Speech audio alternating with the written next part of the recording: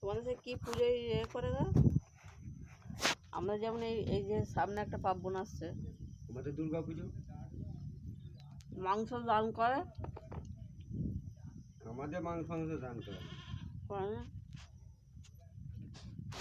আমাদের এই বগরিতে মাংস দান করে সব।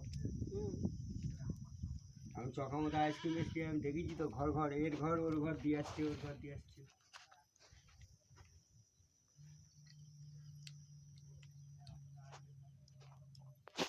না গো, আমাদের করে এইগুলো এরা করে, পণ্ডিতগুলো।